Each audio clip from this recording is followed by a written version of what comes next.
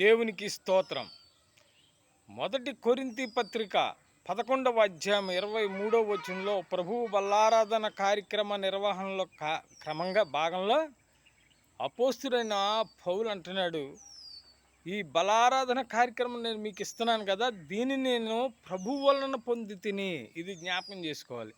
మీకు ఇస్తున్నటువంటి దైవజనుడు ఆ కార్యక్రమాన్ని నిర్వహించడానికి హక్కు, అధికారము, అభిషేకము దేవుడి వల్ల పొందుకుని ఇస్తున్నాడు మీకు. ఈ విషయాన్ని గమనించాలి. దైవజనుడే ఇవ్వాలి.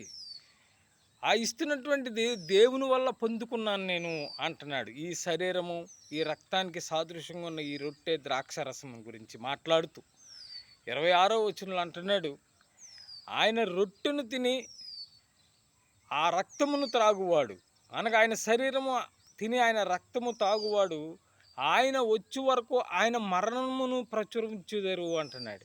అంటే ఈ కార్యక్రమంలో పాలు పంపులు పొందుతున్న ప్రతి బిడ్డకు ఒక బాధ్యత ఉంది. ఏమిటి అంటే, ఆయన మరణమును గురించి నీవు స్వార్థ ప్రకటించాలి.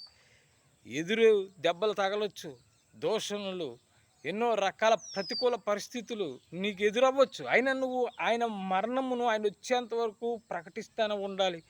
సువార్త ప్రకటించవలసిన భారము మన మీద ఉంది. ఈ ప్రభు బల్లారాధన కార్యక్రమం తీసుకుంటున్న ప్రతి వారు కూడా ప్రభువును ప్రకటించాలి.